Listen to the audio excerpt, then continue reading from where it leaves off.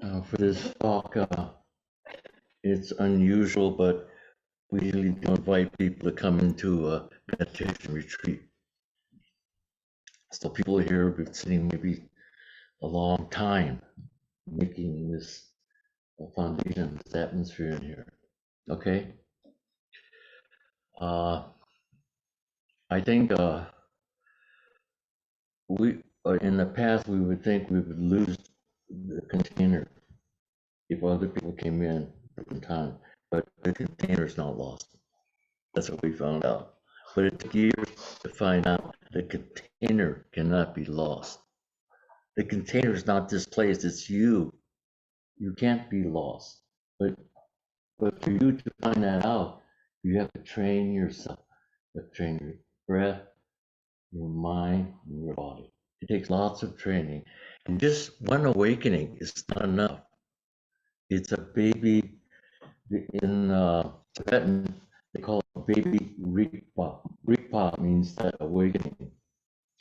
That you freed yourself, you liberated yourself from the idea of yourself, and that idea of yourself produces suffering.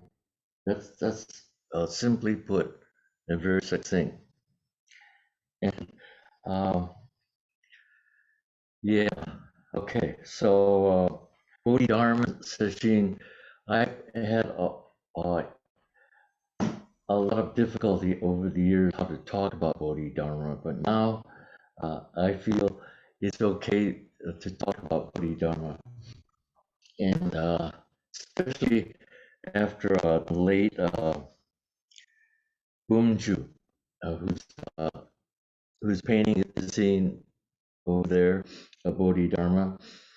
Before he died, he sent me a painting of Bodhidharma, but do you people know who Bodhidharma is?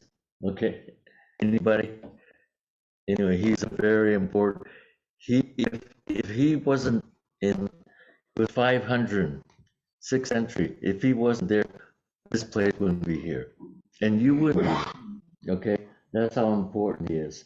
Okay, so the legend has it that you see Bodhidharma behind you, and his eyes are real piercing.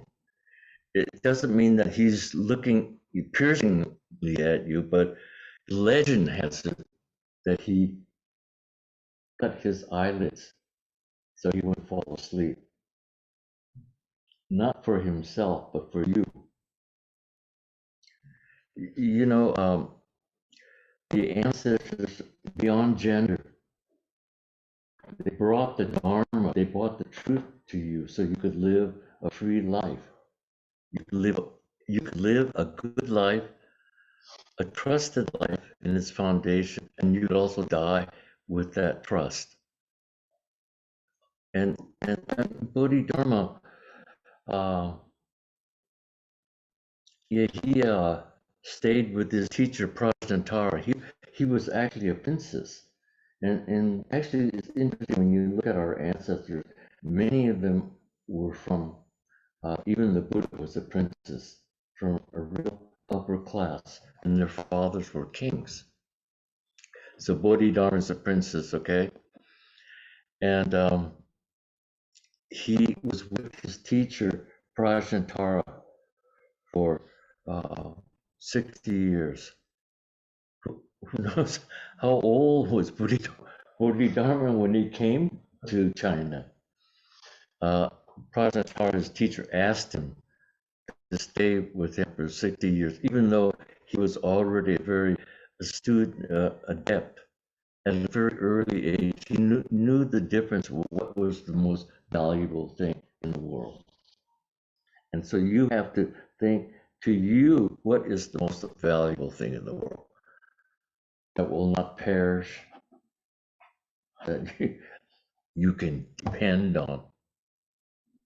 You know, there must be some thought, idea, philosophy that you have. What is the most important thing in the world? You have to know that. So what, and when, like I said before, when he was very young, he already was an adept. I can read you just a short paragraph of Bodhidharma, okay? He was the 28th ancestor in our lineage.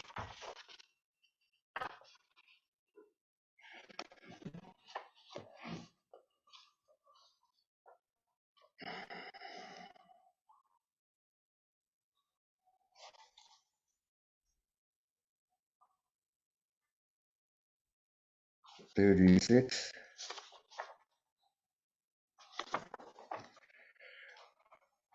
I just want to read you this poem by Keizan Zenji, who wrote The Transmission of Light. And that's how, uh, after Buddha, there was Mahakashva, how the light was transmitted to him, and how it was carried down to all these generations. And Nyoze here represents the 92nd generation from Buddha. Okay, this is Keizan's last poem, as he wrote this book about transmission of light when Zen was not doing well. So, but he was holding up a torch, okay? And this was his, this is what Keizan said about Prasantara. In order to clarify the story about Prasantara, he's the ancestor before Bodhidharma, 27, 28. I have a few humble words for this great assembly. Like to hear them. Would you? Yes. This is there's poetry, then there's realized poetry. There's a big difference. Poetry and realized poetry. There are people who write, and there are people who are realized writers. There's a big difference. Okay, here's the verse.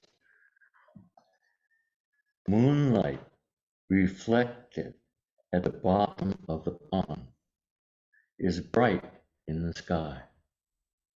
The water reaching to the sky is totally clear and pure.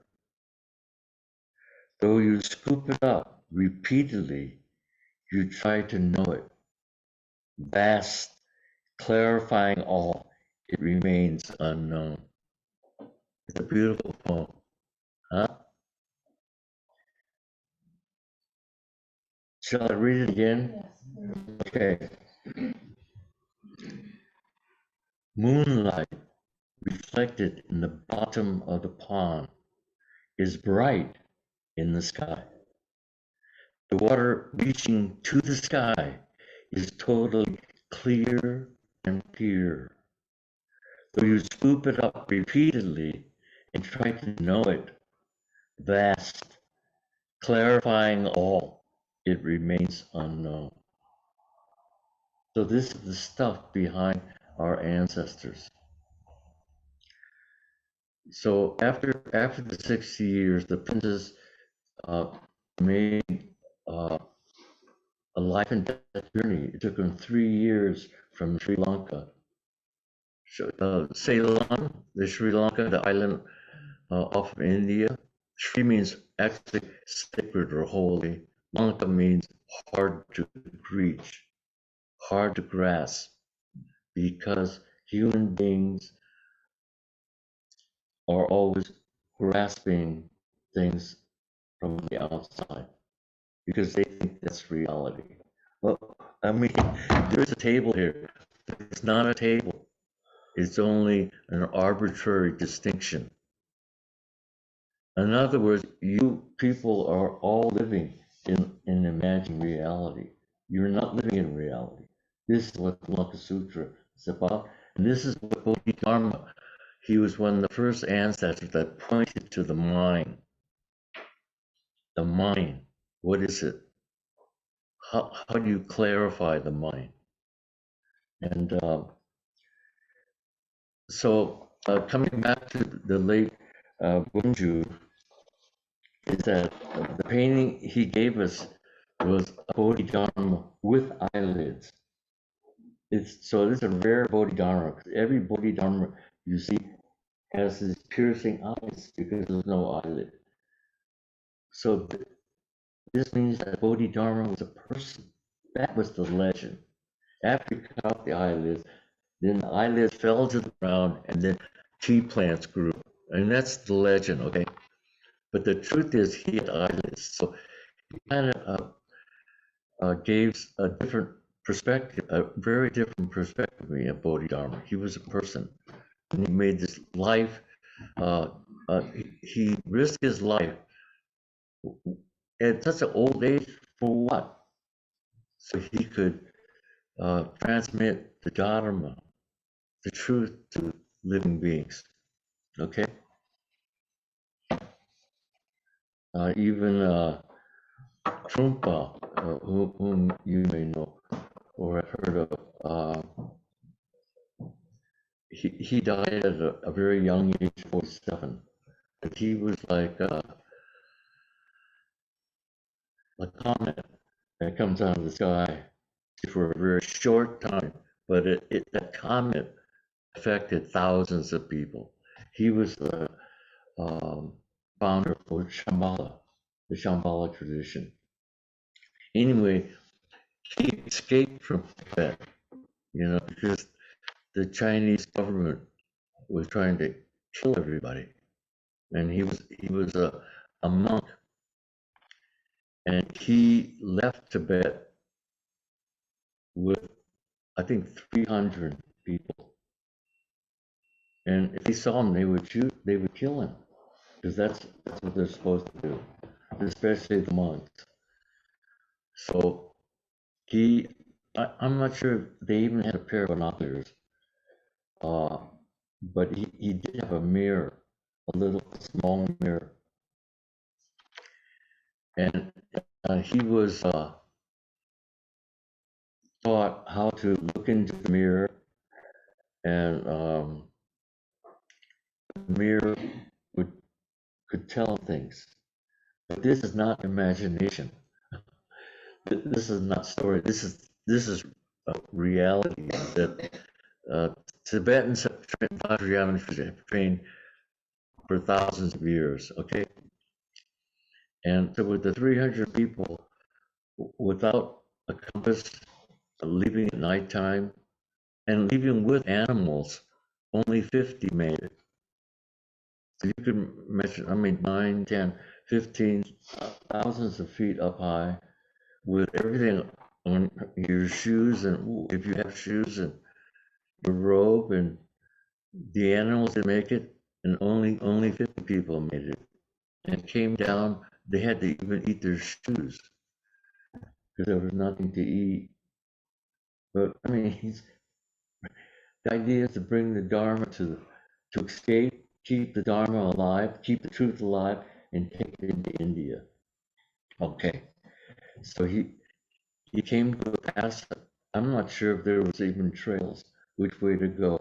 So he asked the mirror, this round mirror, which way, and I'm sure he did some kind of a practice before he asked the mirror.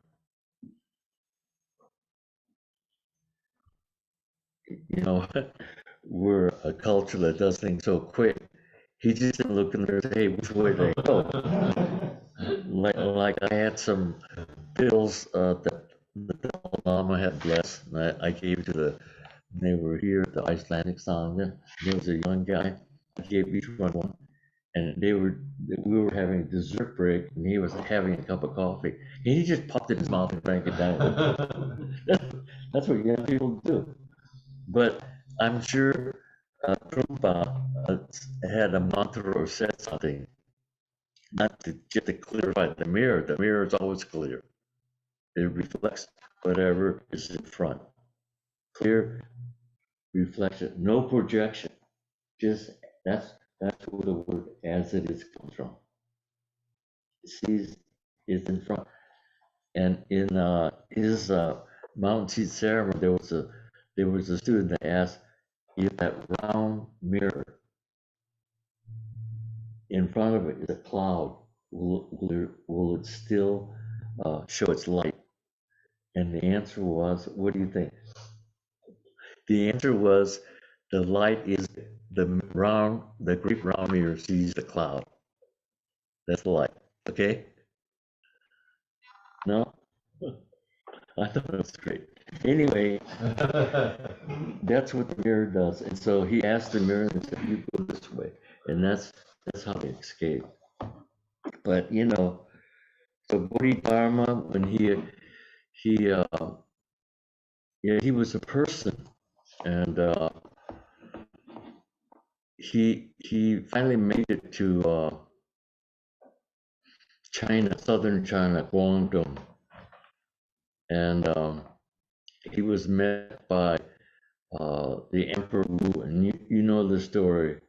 Uh, and Emperor Wu, they don't know much about India. China was pretty rudimentary in those days, so they didn't even know he was a princess, so they didn't know really how to accept him. But they did give him an audience with the emperor, and he had this dialogue with the emperor. And this is, I think, this may be one exactly the characteristic of how Zen evolved, because the emperor asked, "Who are you?" He says, "I don't know." And the emperor says, "All these temples I built and monasteries, hundreds. Do I get merit?" He says, "You get no merit." I mean, he just said what was true. Because the emperor could cut your head off, but he just stayed there. He was not. He was fearless. It's good.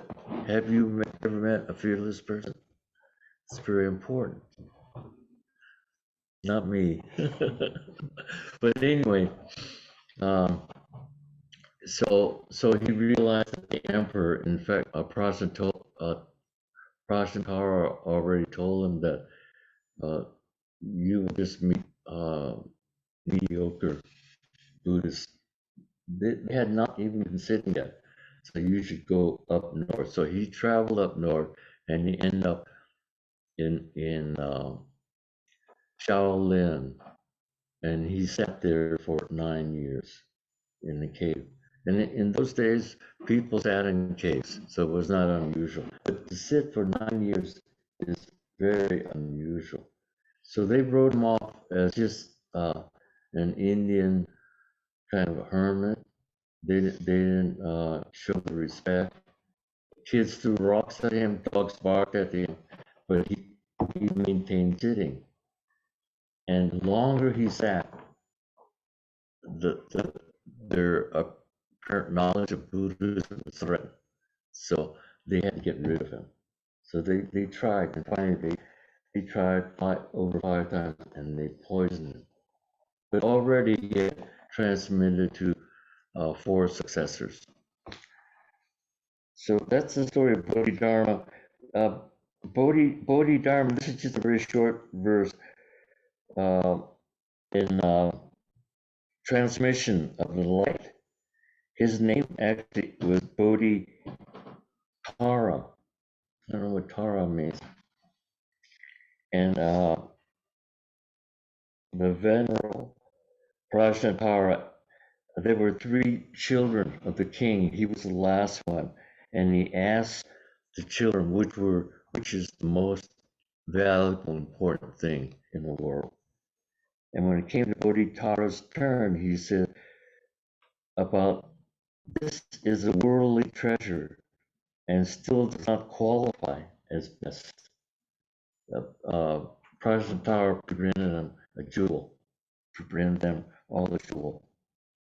I consider the treasure of the Dharma to be the best of treasures. The light of this jewel is a worldly jewel and still does not qualify as the best. I think he was very young. I consider the light of wisdom to be the best of lights. This is a worldly brightness and still does not qualify as the best. I consider the brightness of mind to be the best of all brightnesses. The bright light of this jewel cannot illuminate itself, but needs the light of wisdom in order for it to be discerned. So he was he was really uh, an adept at a very young age. This is just a few sentences about Prajnatara and him. He's still a Bodhitara.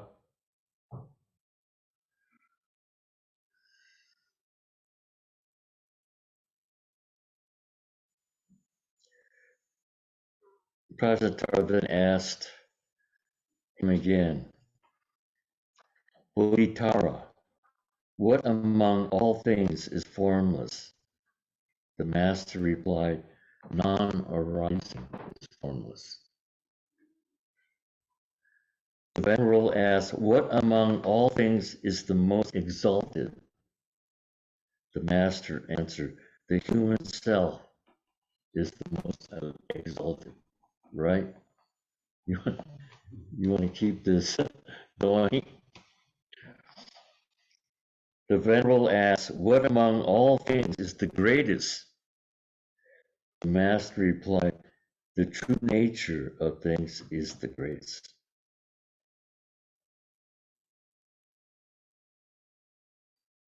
So Prajnatara's, he was the master, Bodhi, Tara was the disciple, merged, and Prajnatara waited a while for the complete maturing of conditions.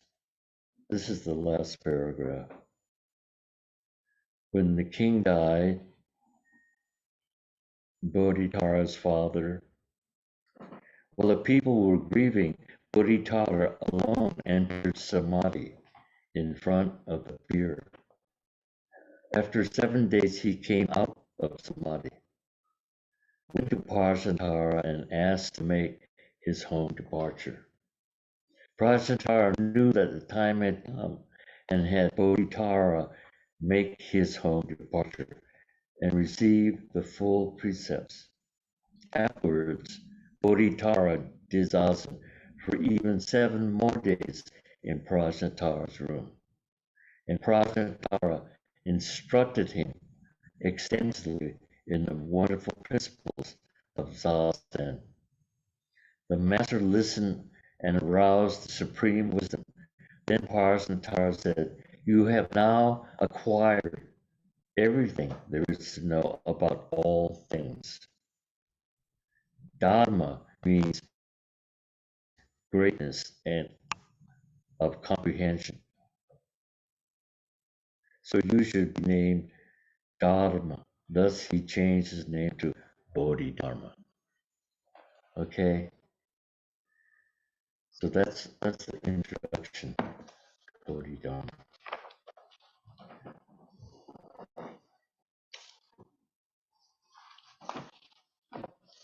And this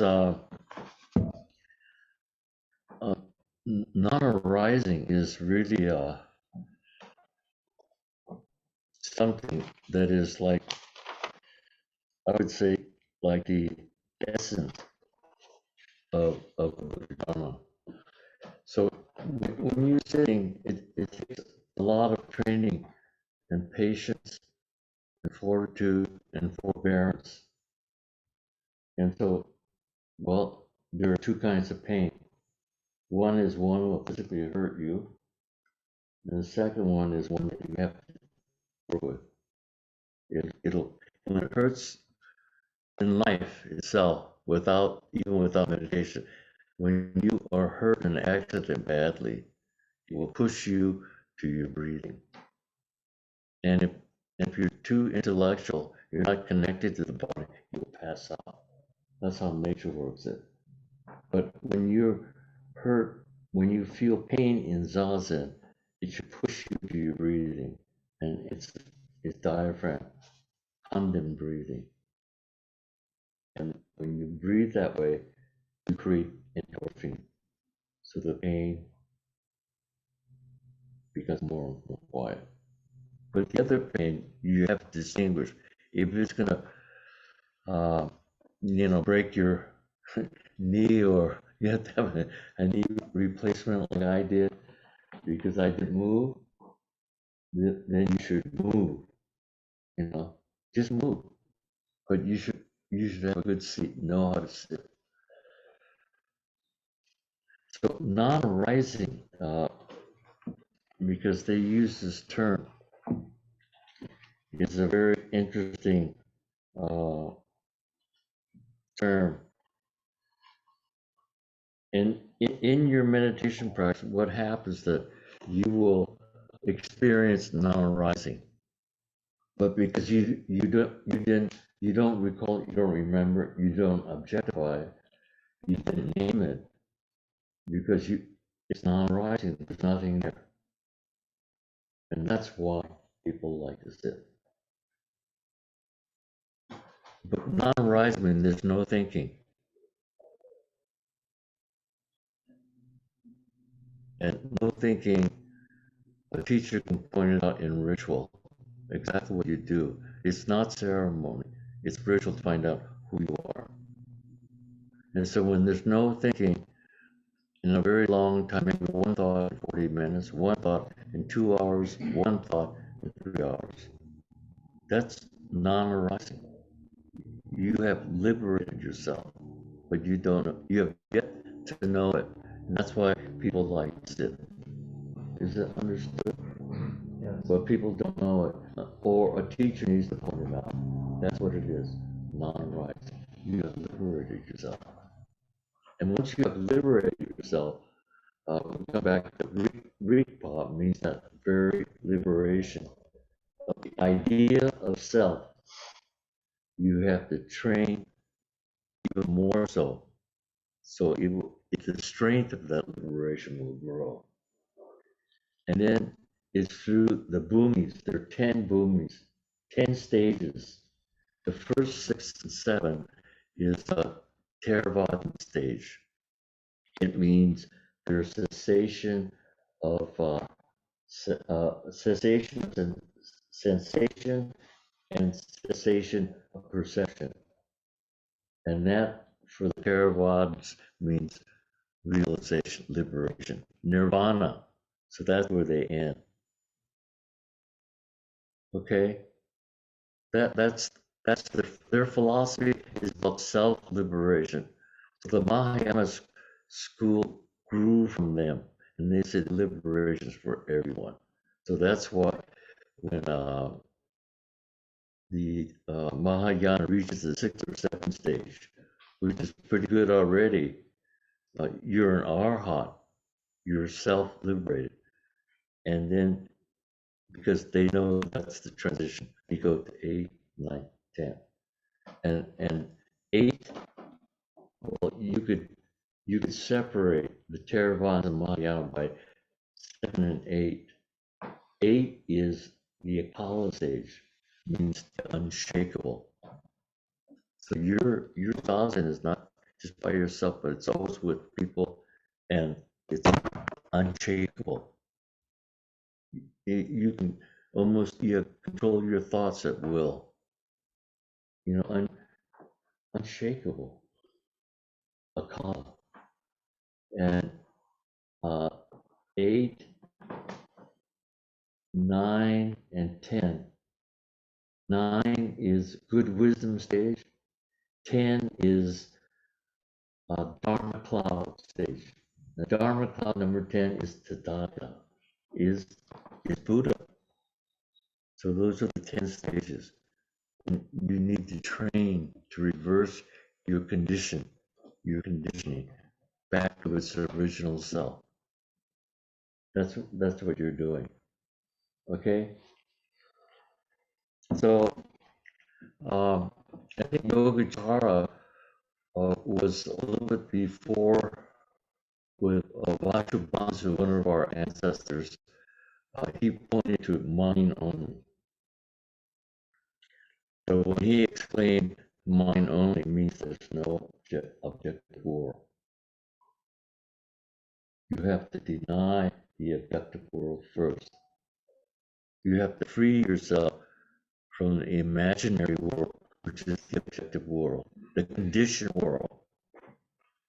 And when they said mind only, that means there's no objective world.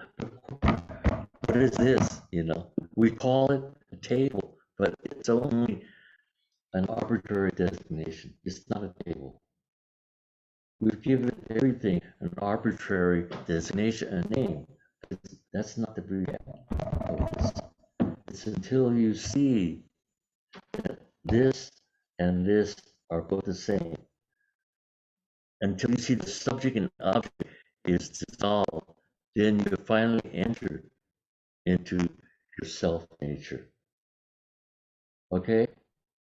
Okay. So here's the three realities that specifically Lankavatara. Lankavatara, remember I said Lanka? Lanka is trying to grasp the outside world. And that's the suffering.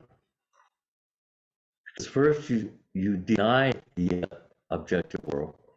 And then because you've seen the oneness of it, then when you see something, it is what it is, and you are what you are. It's not a projection. Okay, there are three projections. Imaginary projection, imaginary reality, dependent reality, and perfected reality.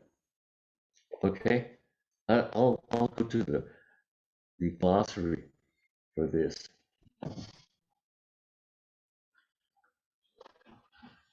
So maybe I'm too direct, but and the audience here is different because there's some new people, some old people.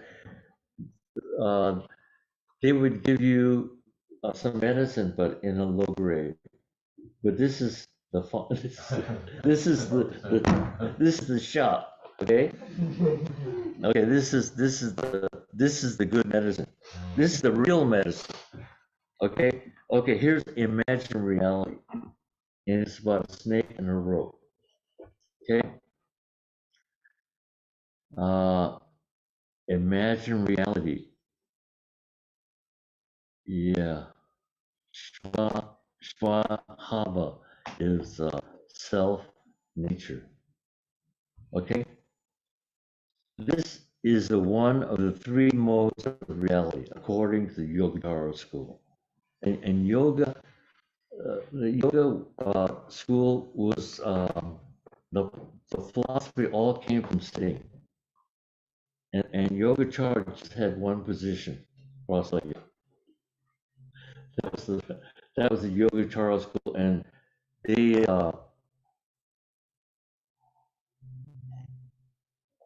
in those days that was like 400, 500.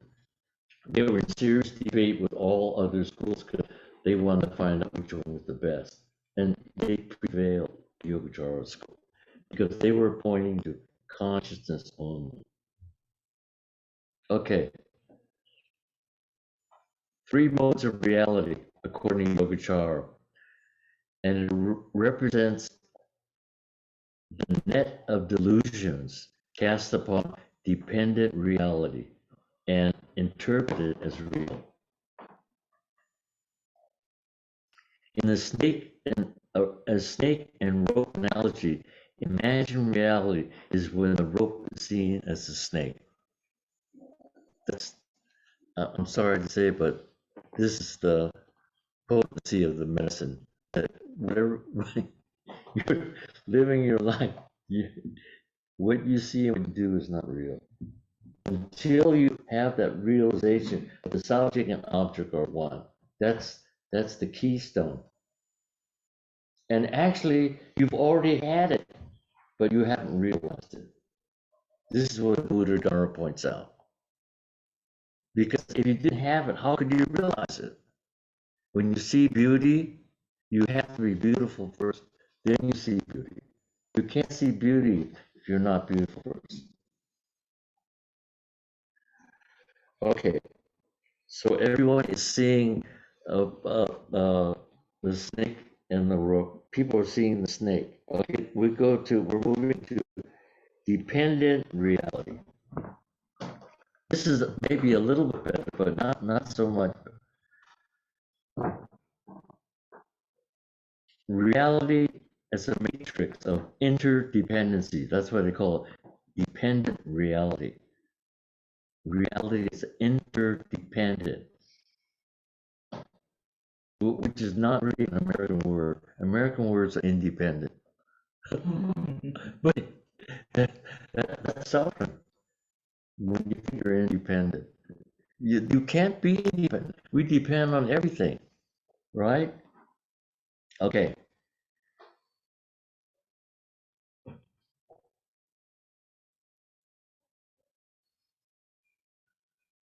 So interdependence means nothing exists by itself. And where there are therefore no things in themselves, dependent realities also referred to as dependent origin. In the snake rope analogy, dependent reality is the rope. It seems like it's a little bit better.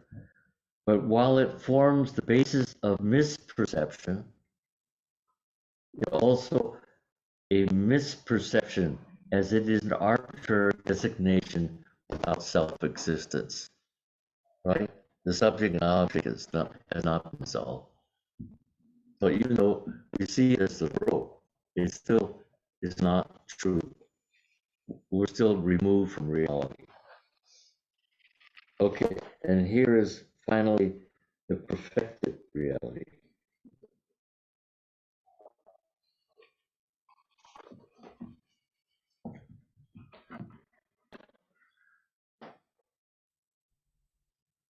Yeah, I'm excited about this because I think when Zen in the it began like in the 50s, late 50s,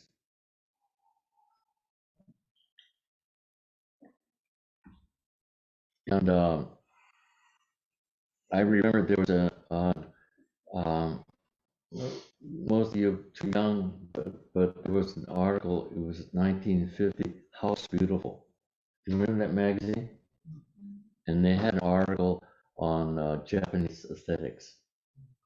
So I was kind of introduced that way from House Beautiful, and I was wondering.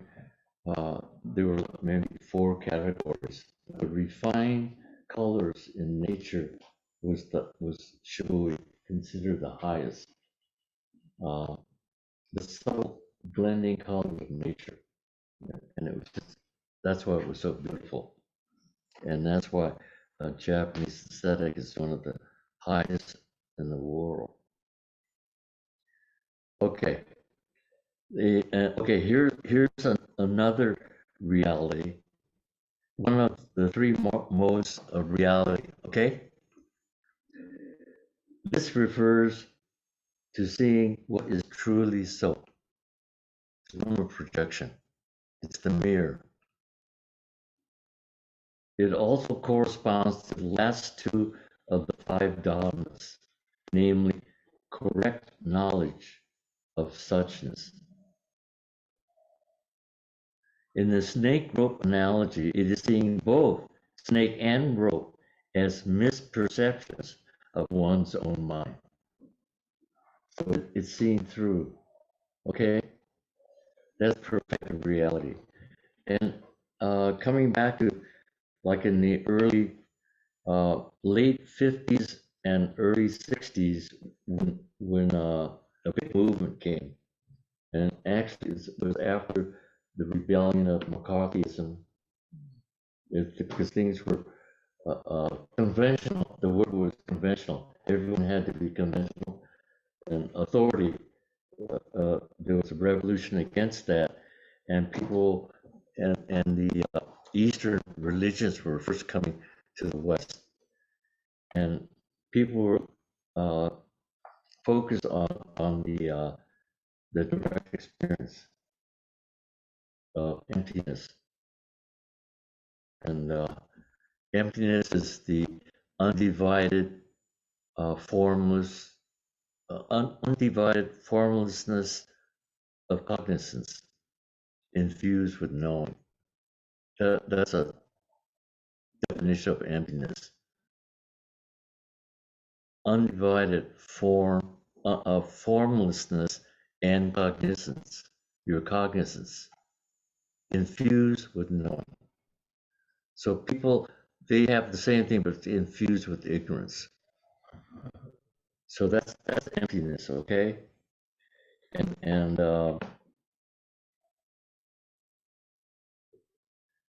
so people were more focused, at least I was too, in suchness, the direct experience of Buddhist knowledge. But now I'm happy because I'm studying the philosophy, the correct knowledge. But you have to experience both the relative and the absolute, the conventional and the unconventional. They go together, light and dark. Yeah, so ours, it's stated in this sutra that the your personal realization of Buddhist knowledge, that's enlightenment. It has to be your personal or direct experience of Buddhist knowledge. Okay?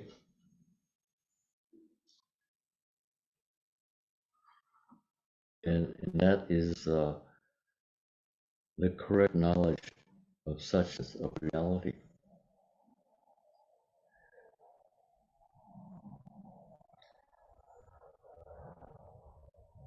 Yeah,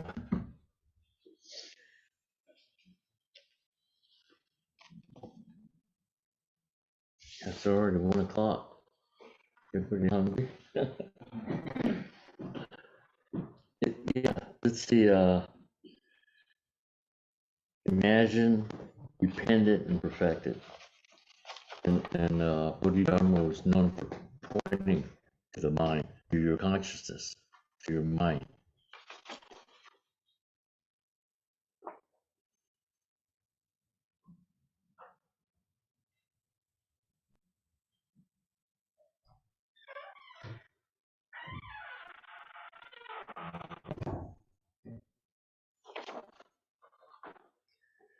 Then we had a reception and visit from the abbot of Taiwan, the Chinese in Wuho, and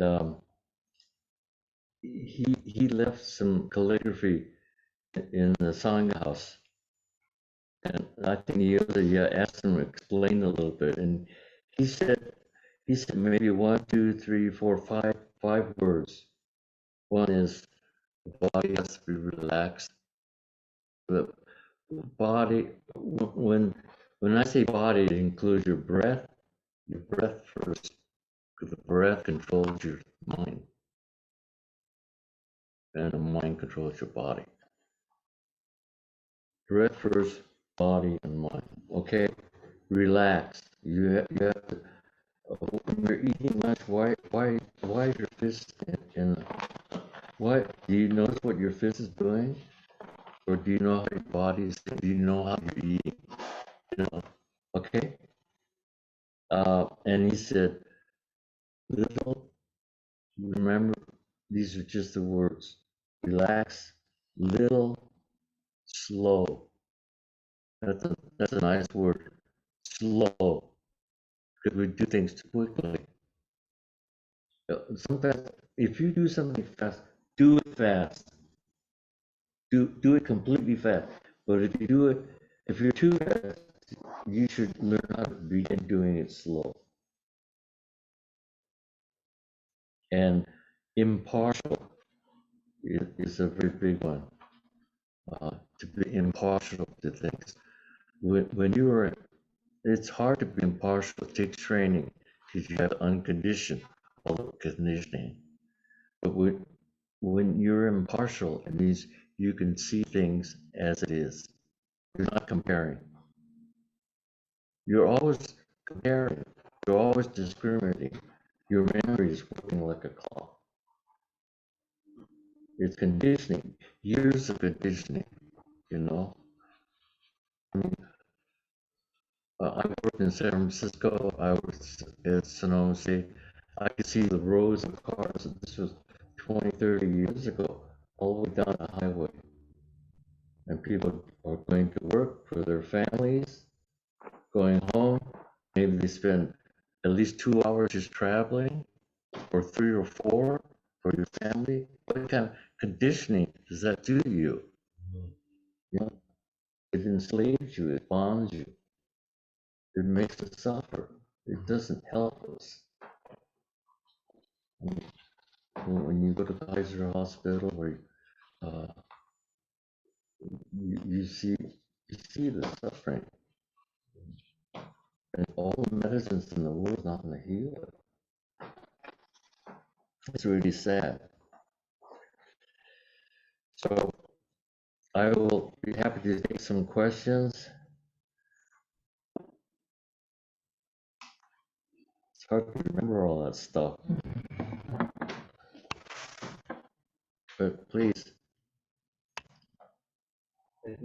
Not so much a question, maybe you could expound on this. I noticed the first poem, we usually think of the moon reflected on the surface of the pond.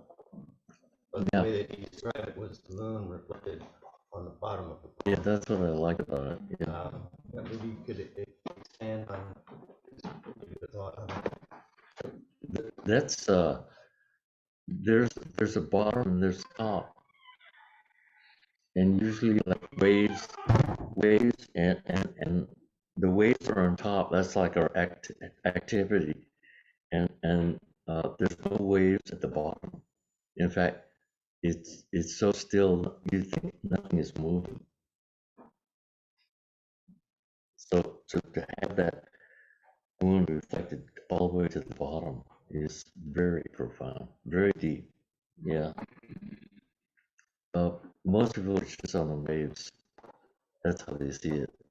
But this poem by Keizan, who was a few generations after Dogen in our lineage, is very profound because no one thinks that way. But he's dissolved the subject and object, the waves and the bottom of the ocean.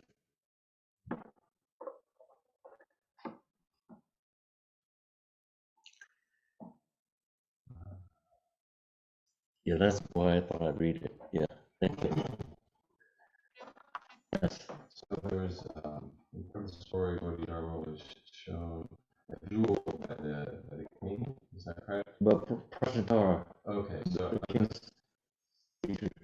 going back to the jewel, there was the jewel has no light outside of the light of the mind that lights it.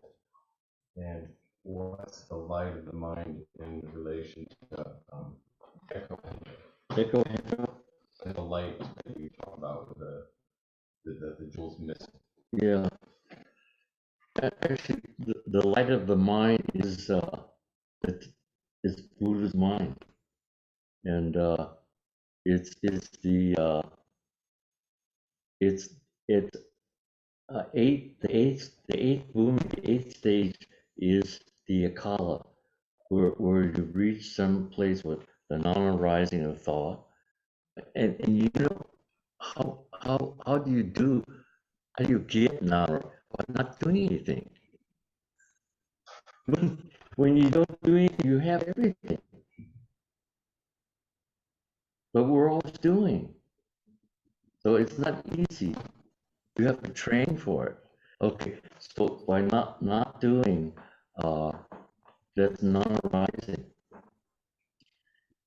And Echo Hensho is a whole new concept. It's Dogen's one of our ancestors. It's just taking a backward step because we're always taking the forward step. We have to learn something different. The forward step is you keep your head on, keep going straight, go forward, go quickly. Those are all the conditioned things, but you don't hear anything about a backward step. But this is the Dharma. So Echo Hensho is the backward step. You don't keep on going forward. For every step you take forward, you go backwards. Step forward, you go back. You don't keep on going forward. Okay, so means it means turn. Ko means light, and the ideogram is a person holding a torch. Turn your light turn your awareness, turn your focus, not that way, this way. Return, turn the light this way, okay? How often do you do that? Never, not even in a dream. Turn the light this way. Start training that way. Turn the light this way, and it says, the literal translation is, turn the light this way, illumination that way. Let's see, Kohansho, return illumination. It doesn't say anything about the ego.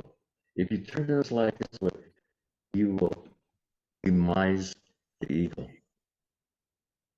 because it has no root, it has no existence. You understand? Because we're always turning the light outwards, but when you turn the light inwards, the mind source, what's the mind source of yourself? There's nothing there. Nothing is everything.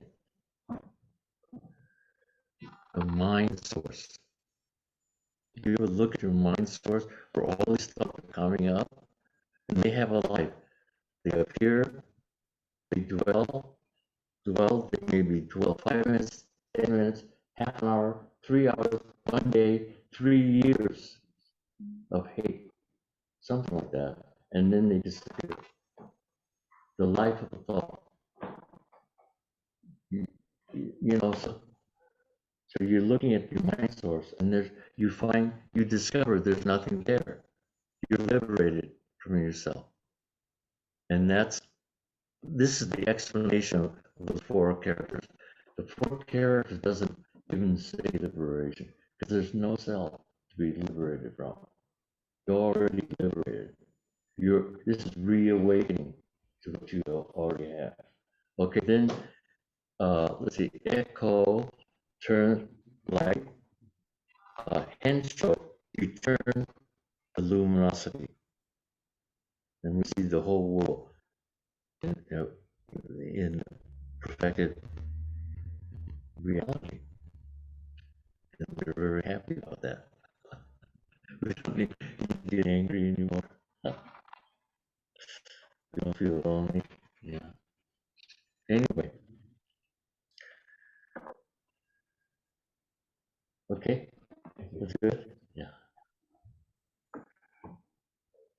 Okay, it's 1:10. Thank you very much. Oh, yes.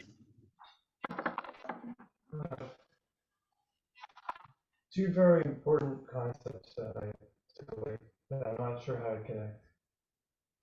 Non-arising and dissolving of dependent reality.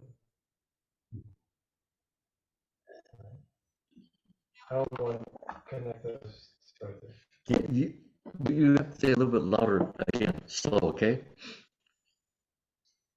So, the concept of non-arising Non-arising. and the concept of dissolving the dependent reality. And wondering if you can explain something about the connection between those two. Oh, those two, dependent reality. Well, you could even throw in the imaginary reality, and the non-arising is dissolving everything. So meditation, calligraphy that the late Buddha gave me on the side says, what is this? Nine seasons, Shaolin, where he's at little forest, and underneath that it said,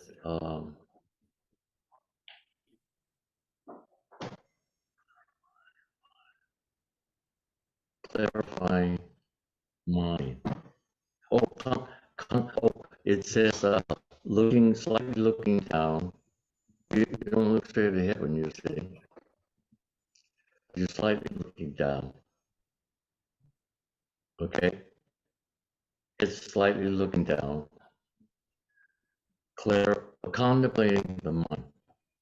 That's what it says. And so contemplating the mind means non-arising, there's no thought. That's the training. So we sit Rohatsu, we have a 4 hour, it's called Tetsu, that is in respect to Buddha's realization, that he sat underneath the Bodhi tree into the night. We do that. Buddhist Enlightenment Day was on the 8th, so we do that. And even though I can only sit in a chair, when the time came, well, anyway, the first time I did it was in 1971. So I've done a Rohatsu, a Tetsuya for many years. And the first time I did it here was 1973. So that was 50 years ago. And when I sat down, the Zendo was, it ended here, right here, the wall. And from that wall to the next wall was the tractor shed where all the freight boxes were. The Zendo was much smaller. It was concrete floor and it tilted, I think, a little bit that way. And there was a big skylight up there, no panels. And so the first time we sat at Rohatsu, I think it was snowing outside, and there was no heat in the room. It went. The bell rang 3 times, and when I sat, it felt like it went by in 5 minutes. I could sit full of those, and then the bell rang. So what I did every year after that, I tried to repeat it, and I failed completely. And what I came to do is, I mean, these are just analogies in the Zendo, but you use these in your life, not just in the Zendo, in situations in your life. So what I did was I accepted everything psychologically or physically that was happening to me during those 4 hours. And there's a rule that you cannot go to the restroom. So for some of us, it's very difficult, right? But now I decided what I'm going to do. If I have to go to the restaurant before, I'm just going to get up and go to the restaurant and come back. you know, we don't have to make it such a bad thing, right? You come back, you also return. But so when I was sitting, one thought, 2 hours, and then another thought, maybe 3 hours. The mind that's not arising. So contemplating the mind is more of a, it's almost like a objective thing. Contemplating means clarifying. That's what contemplation means. It's clarifying what your real mind is, non-arising. And then from that, you live your life. And okay, that's in the Sendo. Okay, in your regular life, when you don't have greed, anger, ignorance, in your ambition, thoughts, that's clarifying the mind. Okay? we have to check for the greed, anger, ignorance is. Okay? So I think that's not, you guys have to do the homework. Okay. Okay, thank you.